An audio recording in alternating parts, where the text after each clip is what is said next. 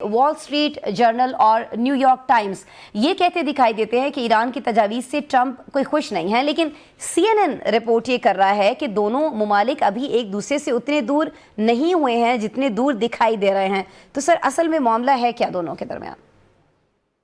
जी अस्मा साहिबा, thank you very much, आपने मदू किया। देखिए, सर इसमें दो अहम पहलू हैं। एक तो ये है कि हमारे यहाँ कुछ चीज़ें ऐसी हैं जो कि मीडिया में रिपोर्ट नहीं होती हैं, ऑब्वियसली, क्योंकि ये एक बहुत ही सेंसिटिव डिस्कशन है। तो सबसे पहले तो मैं ये बताता चलूँ कि देखिए, ये चीज़ हकीकत है कि जो एक्सपेक्टेशन थी कि राउंड 2 होगा इस्लामाबाद टॉक्स का, वो तो नहीं हुआ। अच्छा। लेकिन इससे ये नतीजा अखज़ करना भी सही नहीं होगा कि कहीं मज़ाकरात में तातुल या डेडलॉक आ चुका है। मेरी नज़र में मज़ाकरात भी, डिप्लोमेसी भी, डायलॉग भी बदस्तूर जारी है। अच्छा। वो पसे पर्दा हो रहा है, इसलिए वो नज़र नहीं आ रहा, तो हमें लगता है कि शायद कुछ तातुल है। तजस्सुस भी होता है हमें कि जल्द से जल्द इस मसले का हल हो। 50 दिन से ज़्यादा हो चुके हैं, एक वॉर फटीक भी बढ़ रही है, लोग भी समझते हैं कि इस मसले का हल जो है वही होना चाहिए। और ये ऐसा मसला है कि जो सिर्फ जंग कहीं दूर किसी बॉर्डर पे नहीं हो रही, बल्कि उसके असरात जो हैं वो मुझ पे और आप पे भी हो रहे हैं किसी न बिल्कुल किसी अंदाज में। बिल्कुल आ रहे तो हैं हम जावेद मलिक साहब, और हम सभी, आप बिल्कुल बजा फरमा रहे हैं कि सभी ये चाहते हैं जो भी इस जंग से मुतासर हो रहा है कि जंग जो है जल्द से जल्द ख़त्म हो। लेकिन सर ये होगा कैसे? क्योंकि अमेरिका की अगर साबिक नायब वज़ीर ख़ारिजा जो हैं वेंडी शर्मन, उनकी हम अगर बात करें तो उन्होंने ब्लूमबर्ग वीकेंड शो के दौरान जब एक इंटरव्यू में उनसे पूछा गया तो उन्होंने ये कहा कि ट्रंप चाहते हैं कि ईरान मुकम्मल तौर पर हथियार डाल दे।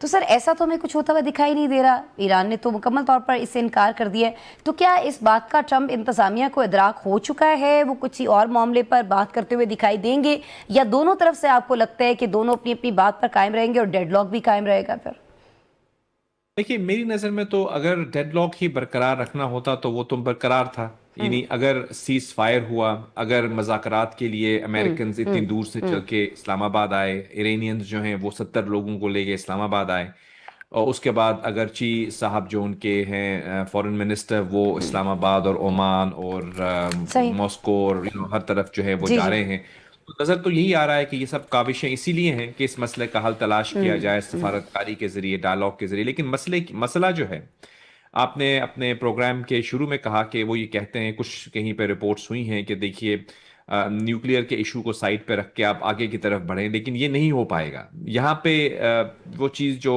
जो रेड लाइंस हैं अमेरिका की हों या जो वेस्ट की हों, वो वही हैं कि ईरान के हवाले से तहफ़्फ़ुज़ात अभी भी हैं कि देखिए, ईरान के सामने दो रास्ते हैं। या तो वो तसादुम का रास्ता इख्तियार करे, ऑब्वियसली वो जिस तरह आपने बताया कि वो अभी आप एक्सट्रीम पोजीशंस अगर ले लेंगे तो ऑब्वियसली तसादुम ही होगा। लेकिन दूसरा जाहिर। रास्ता ये है, कुछ लोग ऐसे हैं ईरान की सोच रखने। देखिए, ईरान के अंदर जब हम जाते हैं तो वहां पे दो तीन पावर सेंटर्स हैं। एक तो उनकी सिविलियन गवर्नमेंट है, जिसके कुछ नुमाइंदे हमारे पास आए थे इस्लामाबाद में।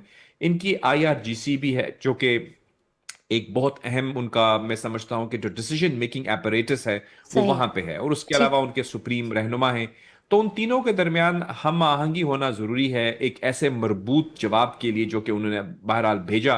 लेकिन जो इतलात आई हैं वो इस वक्त अमेरिका से जो आई हैं वो किसी हद तक मुतफर्रिक हैं। कहीं पे तो वो कह रहे हैं, जैसे आपने कहा CNN वाले, कि शायद अभी इतना ज्यादा प्रॉब्लम नहीं है। लेकिन एक दो रिपोर्ट्स कुछ इस तरह की हैं जहां पे ये लिखा गया है, या ये बातें कुछ लोगों ने जो बहुत करीब हैं प्रोसेस के वॉशिंगटन में, वो बता रहे हैं कि जो जवाब आया है ईरान की तरफ से, उसमें जो पोस्चर लिया है ईरान ने, वो देखने के बाद डोनाल्ड ट्रंप कुछ इतने ज्यादा पुर उम्मीद नजर नहीं आ रहे, क्योंकि उनको ये लग रहा था कि हो सकता है कि हमारी इस तमाम जंग के बाद और फिर मज़ाकराती अमल के बाद ईरान के कुछ लचक दिखाए, लेकिन वो लचक नजर नहीं आ